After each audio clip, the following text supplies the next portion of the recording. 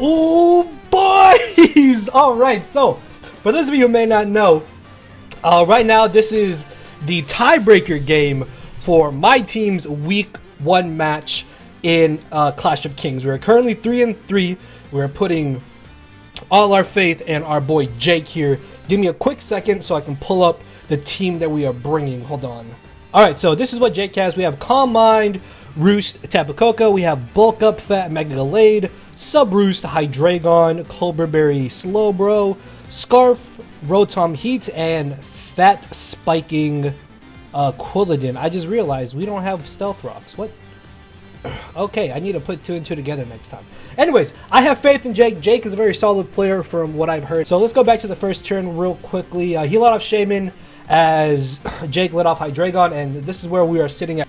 Oh, boys! Alright, so, for those of you who may not know, right now this is the tiebreaker game for my team's Week 1 match in Clash of Kings. We're currently 3-3. We're putting all our faith in our boy Jake here. Give me a quick second so I can pull up the team that we are bringing. Hold on. Alright, so this is what Jake has. We have Calm Mind, Roost, Tapacoca. We have Bulk Up, Fat, Mega Gallade, Sub Roost, Hydreigon, Culberberry, Slowbro, Scarf, Rotom Heat, and Fat Spiking Quilladin. I just realized we don't have Stealth Rocks. What? Okay, I need to put 2 and 2 together next time. Anyways, I have faith in Jake. Jake is a very solid player from what I've heard. So let's go back to the first turn real quickly. He let off Shaman as Jake let off Hydreigon, and this is where we are sitting at currently. If you guys are excited, bro, I'm like sitting on the edge of my seat already, dude. Like, we need to win this game so we can win our first match. It's the first team to get 4 wins out of 7. So hopefully Jake can pull out a dub here. I have faith, bro. I have nothing but faith in our boy Jake here. So Veno went for the synthesis there. Probably just scattering out to see what the Hydreigon wanted to go for. I'm going to be honest with y'all. I'm kind of like eating in the middle of this. So if you hear like random audio cuts, then just know I'm taking some food. So yeah, we're going to see what Jake here wants to go ahead and do from this position. His opponent could go ahead and switch out as well, potentially.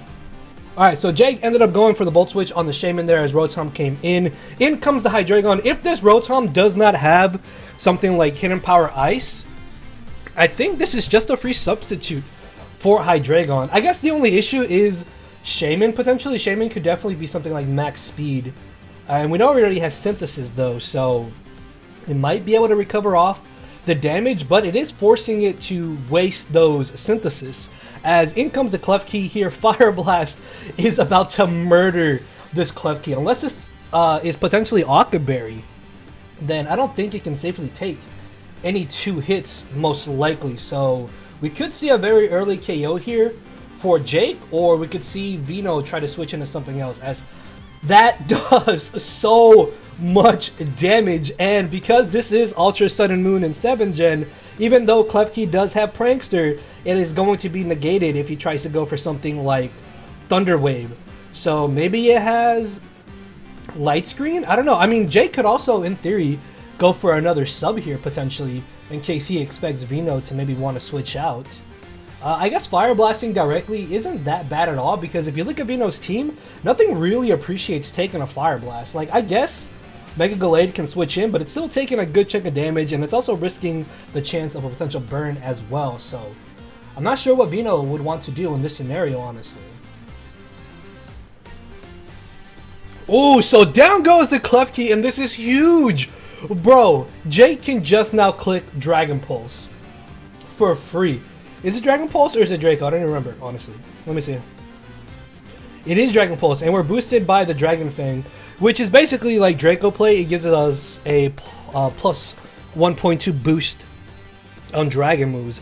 Now, Fire Blast is still going to be handy for the Shaman, but at this point, if Hydreigon gets behind a sub again, then that's going to be really bad for Veno. So the downside to this is that Gallade comes in, Greninja comes in as well, and potentially even that Shaman, if it is running max speed with the Dazzling Gleam. So definitely one of those 3 is coming in, I'm pretty sure. Like, there's no way he brings in Landorus here, I would assume.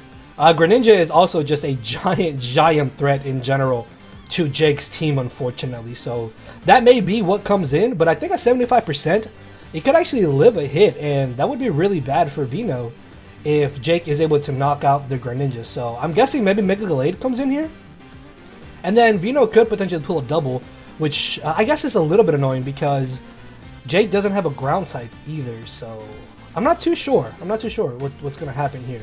Also, I'm still eating, so I'm trying to end every statement so I can then take a bite of my food. I'm almost done, I promise.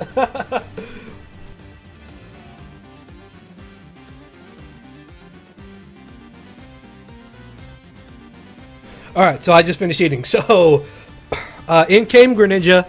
Jake makes a good play into Slowbro, expecting the Ice Beam, as in comes the Slowbro. This is Clover Berry Slowbro, but I don't think there's too much that we could do against this Greninja. Bro, Focus Blast is like so terrifying to have right now in this scenario. I don't know if Veno really wants to risk Slowbro potentially having the Cobra though, because if this were to be Thunder Wave Slowbro, then Greninja being paralyzed kind of makes it more or less useless. So I'm not sure if he would really want to just sack it off here potentially to this. No, well, not sack it off, but I mean allow it to just be crippled if he makes a misprediction. Yeah, because he still has Shaman and he still has Rotom. In the back is nice double switch by Jake here, and now the question is, does he Volt Switch again? This is Choice Scarf Rotom Heat. So does he want to go for the Volt Switch again, or could he potentially go for the Overheat here? Like, Landorus is a bit of a risky switch in here, although I guess it would be safe if he were to try to bring it in on a Volt Switch. But the thing about it is that he can more or less just kind of click the Overheat here potentially. I guess that would lose him momentum on going for Volt Switch here if Landorus comes in. So Harris just told me that that is potentially Specs Greninja damage, as he gets the Overheat correct, does a solid 71% as the Toxic goes off. So I'm not sure if another Overheat will be able to actually knock out the Shaman. Like 71% is good. It puts you on -2. So what's 70 divided by 2? Math was my worst subject in high school. But it's like 35, so it could actually be a damage roll here potentially on whether or not another Overheat knocks him out. If he does Overheat again, Rotom comes in, which is a little bit bad, honestly. I'm not sure if Greninja would appreciate switching in here potentially. That could be a little bit bad. But if that is Specs Greninja, then as long as Jake plays around it accordingly, this should actually not be that big of an issue. So yeah, I'm gonna ask if Harris is correct there, because Harris said this could potentially have been Specs damage from the Ice Beam. I mean, Ice Beam to Slowbro, like 20% is a pretty good chunk of damage. So if it is Specs, that's, again, like I really feel like that's a little bit good for Jake, honestly, just because as long as he keeps playing around it accordingly, then he's going to be able to limit how much damage it really does in the long run of this battle. So that's going to be really good for him. Although eventually everything's going to get weakened accordingly and Greninja will pick up a KO, but at that point it'll be so late in the game, hopefully Jake will have been able to swing momentum in his favor. Even though Jake is up 6-5, this game can still go either way, as he's going to switch into the Hydreigon here, as in comes the Landorus on, I guess they both doubled here. Is that technically a double? They both switched out. In comes Hydreigon on the Shaman, in comes Landorus on what was the Rotom Heat. I mean, at -2, Rotom wouldn't have done entirely too much damage to the Landorus, so that is not that bad of a play on Veno's end. Now the thing about this too is that this could probably just be Stealth Rock Landorus. So if this is not Scarfed, Veno may not feel confident in staying in against this Hydreigon, unless he is assuming that he can easily live a hit and then also be able to knock out Jake's Hydreigon. So there are quite a few things that could happen here. Jake could try to switch into Quilladin potentially, or even his Slowbro. He can also stay in, try to sub, or go for the Dragon Pulse, expecting Veno to switch out, thinking that Jake's Hydreigon is faster than Landorus. in which case Jake gets a free Dragon Pulse off on something on his opponent's squad, which is still going to be taking a good chunk of damage, honestly. So I don't really feel like Veno should risk this here unless he is Scarf Stealth Rocks Landorus. He can then just go for U-turn here in this scenario, but I don't know if Jake would really want to risk that potentially. Plus, Scarf Rocks is really situational. Like, Scarf Landorus honestly is not that bad this matchup, I suppose, because if Quilladin wasn't brought, then U-turn Earthquake would be really annoying with Stone Edge and Stealth Rocks as the final moves. So Jake's gonna switch out here as Landorus does go for the U-turn. Now I'm kind of confident that the Landorus is definitely scarfed.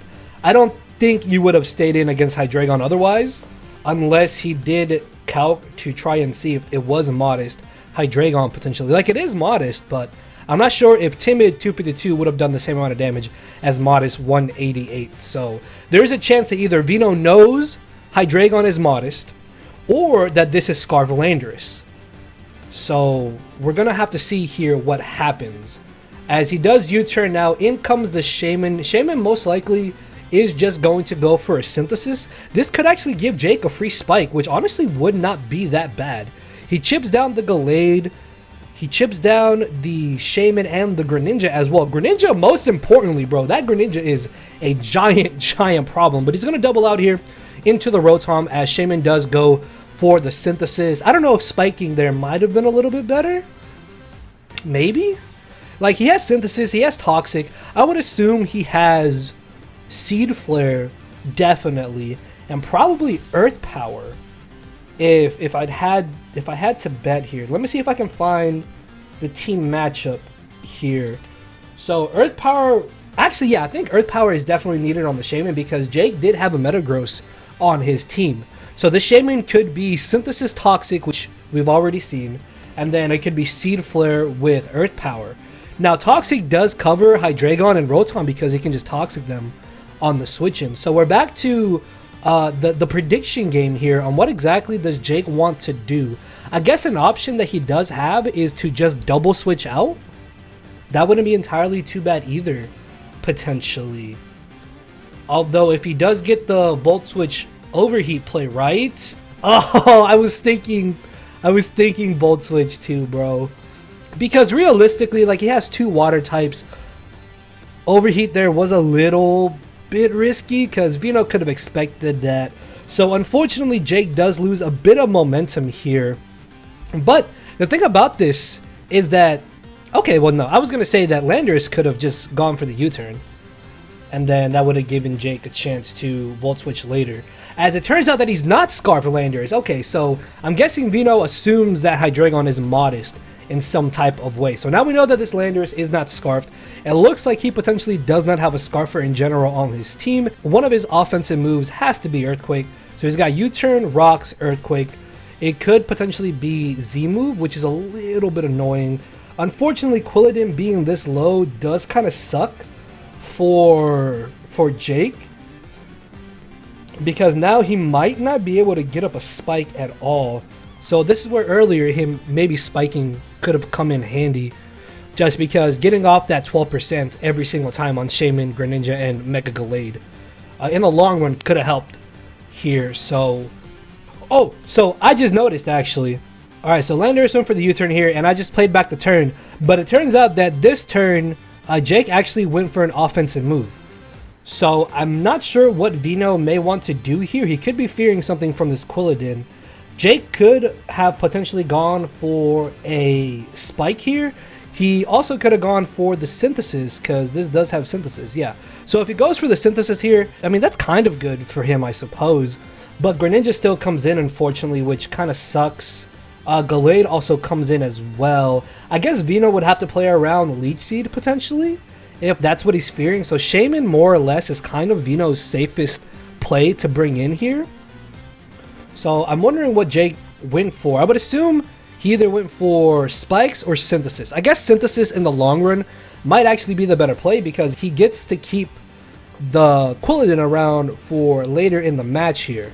So this is a very interesting turn, And it looks like each player is taking their sweet time here, which, I mean, honest, like, it's a game decider. Like, this is the deciding game on whether the 511s or the NarthLikeThis win week 1 here. So I don't blame them for taking their sweet time on making plays here.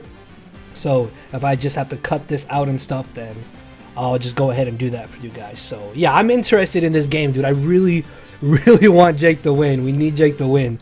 So yeah, everybody at home, cross your fingers, cross your legs, pray, do something. Jake will hopefully pull out a victory here. But yeah, in comes Greninja, as Jake does end up getting up a spike. So that's not too bad. That's not too bad. I kind of agree with that. Yeah, as you can see here, Quilladin unfortunately does not have any grass type move. So it really wouldn't have been that useful to have gone for the Super Fang here. Like, yeah, you get off 50% on the Greninja, but that's only one Pokemon. This spike really helps against the Gallade and the Shaman. Now, as I mentioned earlier, this potentially is Specs Greninja. So would he just go for a Dark Pulse here? I don't think an Ice Beam is the correct play if Dark Pulse is able to knock out Quilladin, though. Alright, so I had to go do something real quick. But in comes a Greninja. What I was thinking here is that I don't know if this Greninja wants to go for Dark Pulse or the Ice Beam potentially. So I'm not sure what Jake wants to do, but Jake just ends up getting up a spike here on the Greninja switch in, and he sacks it off to the Greninja's Ice Beam as in comes the Mega Gallade. If this is a Choice Specs Greninja, this is an amazing position for our bulk up Mega Gallade, because look at Veno's squad. Nothing really wants to switch in here on the Gallade. I'm not sure if Lander, like, hold on, let me check the set again. Oh yeah, dude, like, I guess Jake could honestly just go for a bulk up here, more than likely. And Harris just reassured me that this is more than likely Specs Greninja. So the question is, does Veno want to sack something off to this Gallade, or does he try to make the aggressive switch into Landers? Actually, there is a chance that maybe Landers is Yachi Berry. Like, the thing about this turn too is that Mega Gallade more or less can just bulk up, not really for free, I guess, but there should be no way that a Specs Ice Beam is able to two-shot a bulky Mega Gallade.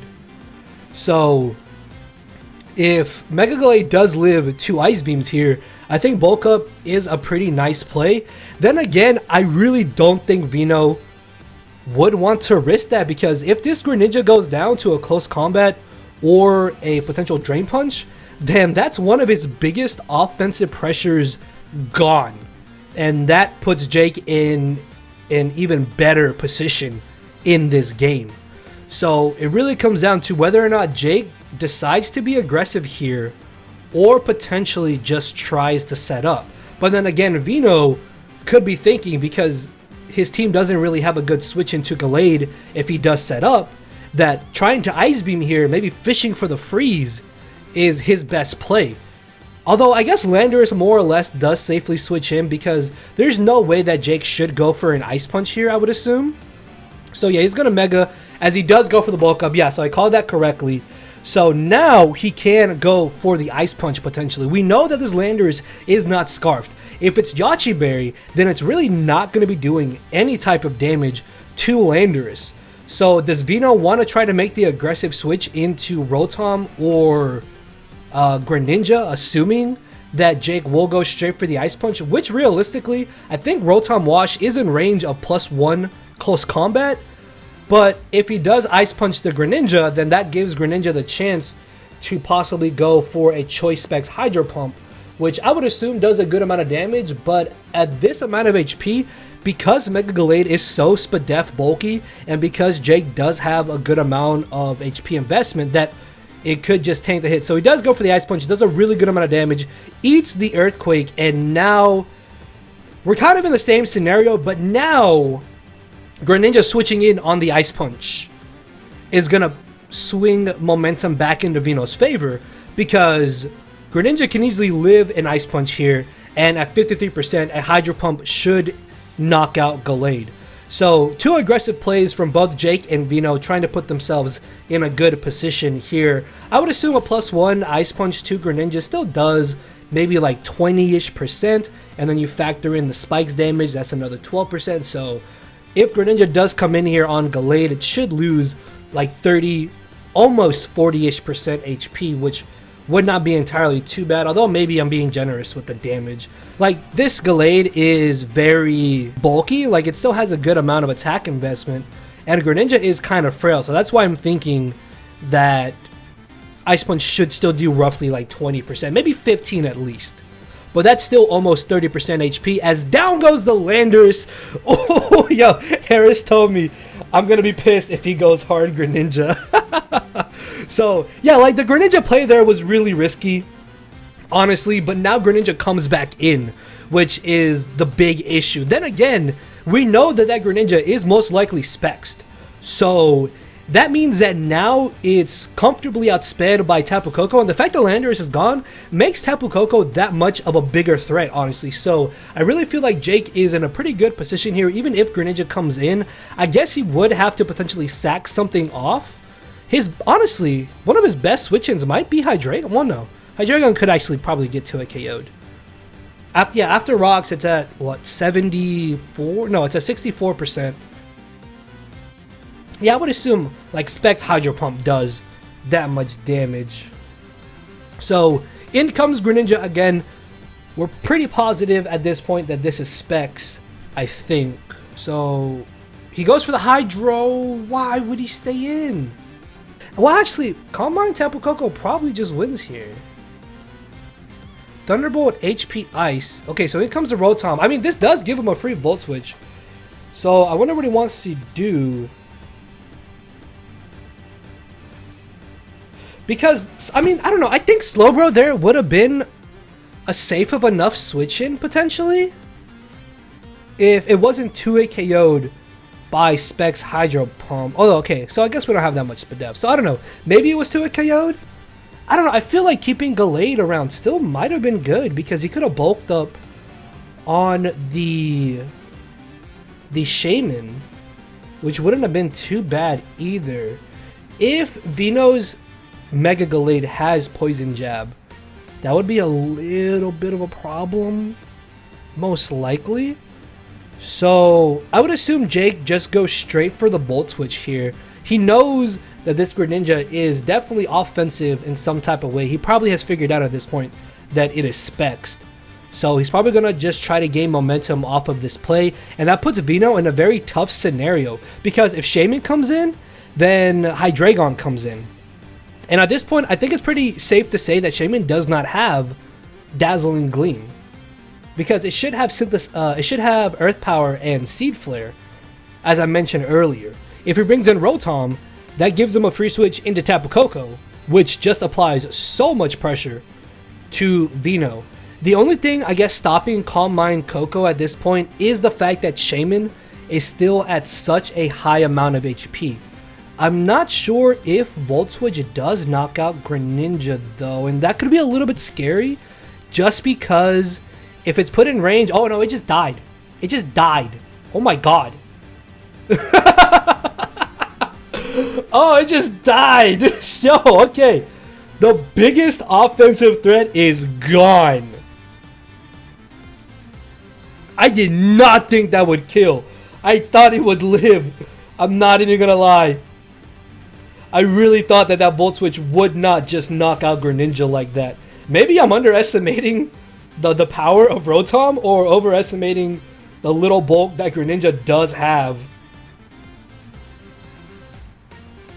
Because the issue with that play is that if Greninja had lived, it was in Torrent range. It was guaranteed to just murder something on our team. So we're modest. Okay, I need to really pay attention to these natures. But, okay, so the fact that Rotom was modest, I think that does kind of give merit to why Volt Switch KO'd there. So, finally, Tapu Koko comes in, only 20 turns into the battle here. Again, Shaman can come in here, which is the only real annoying thing, because it more or less just kind of gets a free Toxic off. Oh, don't tell me you're gonna Calm Mind Jake. I don't know. I don't think Jake should Calm Mind here. Maybe he just did this to bait in the Shaman, but Yeah, I guess because if Hydreigon came in, Gallade came in, and then the Slowbro switch in at that point is so obvious. So Veno could have doubled and probably put Jake in a bad position. So I guess by bringing in the Coco, he baits in the Shaman. So that's not entirely too bad, but I'm pretty positive that this is just a really fat Shaman. More than likely, so I don't think that Jake would probably want to stay in here and just go straight for the Calm Mind. Like, yeah, HP Ice at +1 is doing good damage, but because this is a Shaman more than a bulky Shaman more than likely, then it's probably not going to be able to hit KO at, because this is more than likely a bulky Shaman, it might not be able to KO it after a +1. So maybe he's trying to bait the Earth Power here to bring back in a Rotom Heat, potentially. Yeah, we can see here he's Calm Mind, HP Ice, Thunderbolt. If he is trying to bait HP Ice, he could make an aggressive switch into Hydreigon, but no, okay, so he does bring in the Rotom. That's fine, as he does end up being caught in here with the Toxic. So now this is the interesting turn again. Does he want to go for the Volt Switch? Or does he want to Overheat here? The only downside to Overheat is that if he does bring in the Rotom, he's not going to be doing any damage to it whatsoever. But if he does go for the Volt Switch here, that means Shaman could potentially just go for another Toxic. And that in itself would be really annoying. Although I don't think Overheat does knock out Shaman at this amount of HP. Didn't he Overheat earlier on this? Let me see.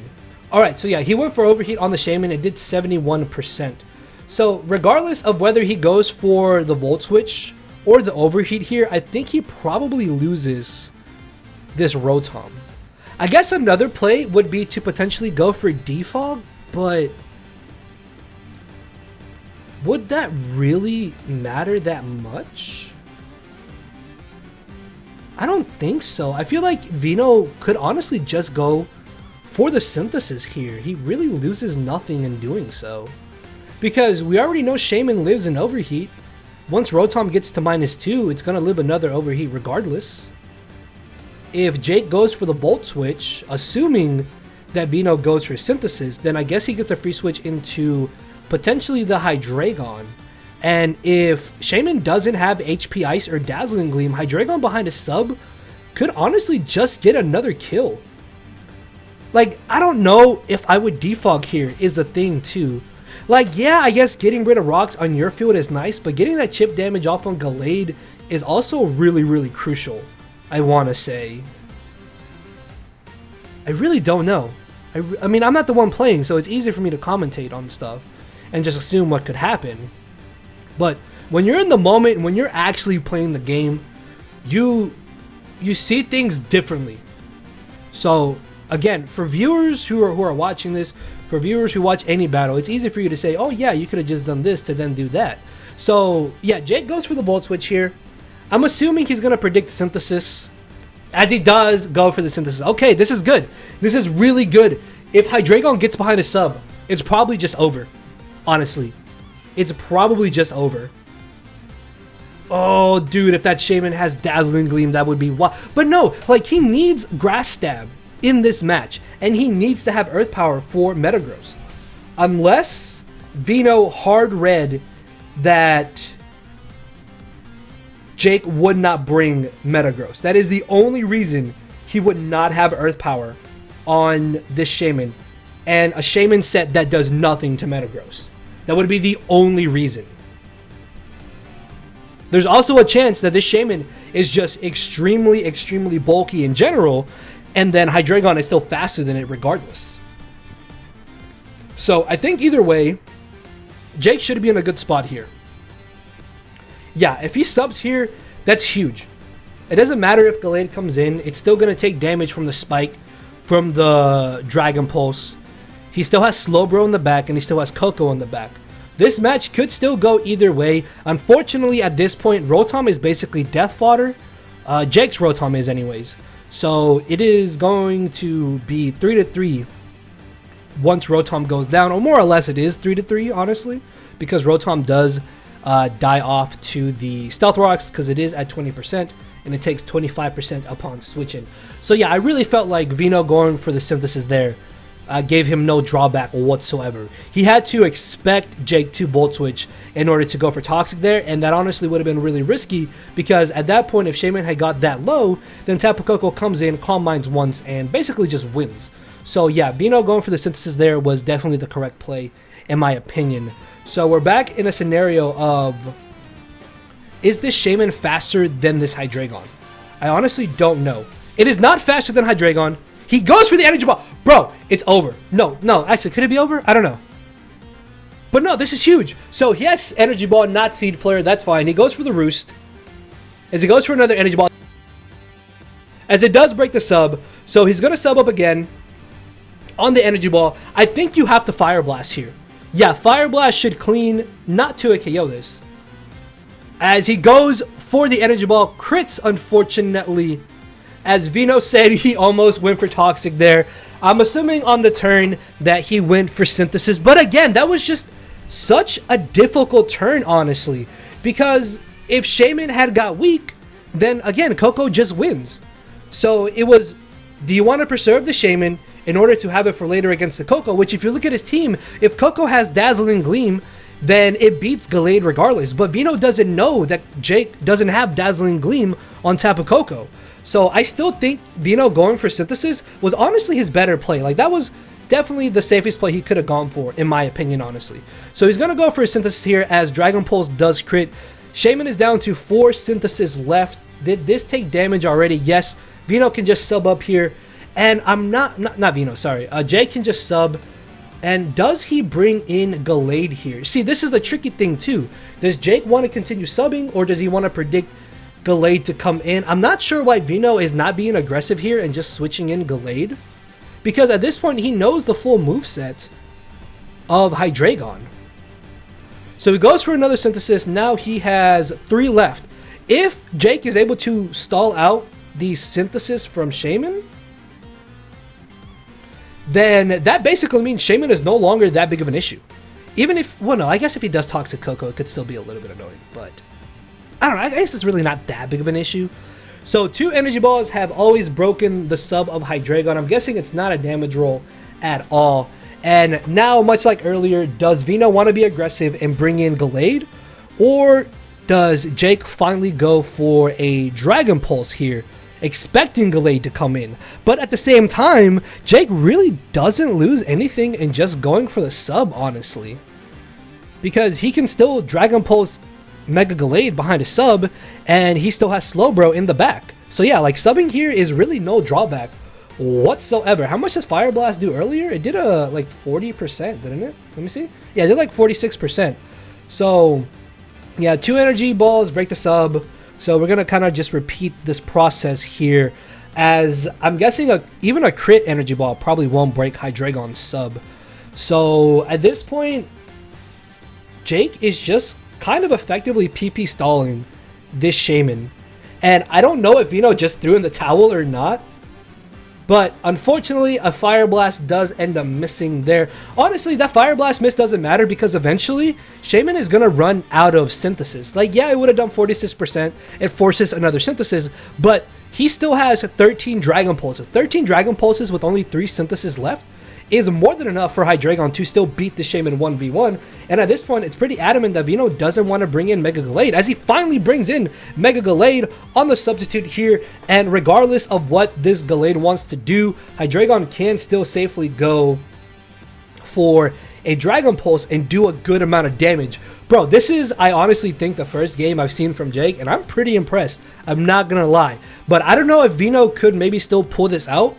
Like, if Veno starts making really good doubles and good reads here, he may still have a chance to win. So I don't want to say that Jake has this in the bag yet, but there could be a good chance, as he has the close combat. This is at -1. Oh my god, that does so much damage. Bro, Jake can just sack off Rotom here, honestly.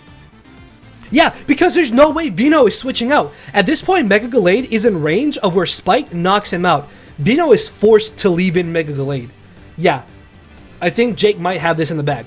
I think Jake might just have this in the bag. But yeah, I did not think that Mega Gallade would have close combat. I thought he might have gone for the Ice Punch there. But this really puts Jake in a solid position, honestly. He can switch out Hydreigon, sack off the Rotom. Yeah, in comes... honestly, he can just bring in Slowbro. Well, yeah, I mean, Coco, yeah, Coco's fine too. Like, he could... Well, no, I guess bringing in Slowbro invites Rotom and Shaman. But Coco... Yeah, Coco just gets the kill. Please just go for the kill. Don't try to Calm Mind, please. Oh, please don't be one of those people, Jake. Just go. Just get your kill, dog. Get your kill. You are straight. You win this. Sub Hydreigon 100% just wins at this point. It beats Shaman. Rotom can't touch it. Yeah, like, this doesn't matter. This doesn't matter at all. He does go for the HP Ice, doing 0 to Shaman, but he can just sack off Slowbro, yeah. And then in comes Hydreigon. Have we seen all 4 moves? No, we have Synthesis, Toxic, and Energy Ball. As he goes for the Focus Blast, unfortunately misses, but realistically, it doesn't matter. Hydreigon comes in, and it's basically GG. 2 Focus Blast miss. Back, sub back. I don't know. I guess the chip damage isn't entirely too bad. Yeah, so I guess the Shaman could have been at about like 60, 70%-ish, but it really does not matter at this point. Yeah, like, he can go for Scald, fish for burns potentially, but Hydreigon just comes in, it lives rocks, he subs, he roosts.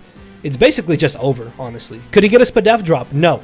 So down goes Slowbro, in comes Hydreigon, he subs, he doesn't break the substitute in one hit, we know this. He just subs, roosts, Dragon Pulses, Fire Blasts, and honestly, this game is over. Yeah, Gallade dies to the Spike. Rotom does not touch Hydreigon either. So he's going to sack off Gallade. And yeah, that's basically game. There was honestly nothing at that point Veno could do. So good game to Jake, bro. This was the first game I've seen of Jake, and I am thoroughly impressed. So let's go. Let's go. We win week 1 of Clash of Kings 4-3 in an epic game here to end it off. Let's go, Jake. All right, guys. So, yeah, we win week 1 of Clash of Kings. Hopefully, we can win week 2 as well. Hit that thumbs up button down below for this insane battle. How long was this? Oh, 46 minutes. Yo, if you guys stuck through this whole game, then respect, because this game was pretty awesome. I'm not going to lie. So, yeah, I'm going to try and chop this up, make it a little bit shorter than 46 minutes. But I hope you guys enjoyed. Hit that thumbs up button. Comment down below, letting me know if you think the 511s will be able to win the Clash of Kings. We got Jake, which has just confirmed himself as a GOAT to me. This man is a monster. And with that being said, I will see you all tomorrow, most likely. So thank you all for watching. Later, everybody. Because my brain and heart are both tied in the knot, and this hinders me from crying a lot. This causing me to show no emotion. But when I said I cared, I wasn't joking. But I guess it's too late for me to become broken. For now, I'm living with no more pain, tears of hoping. I'm just coasting. Yeah, I said I'm coasting. No more pain, tears, hoping. For real.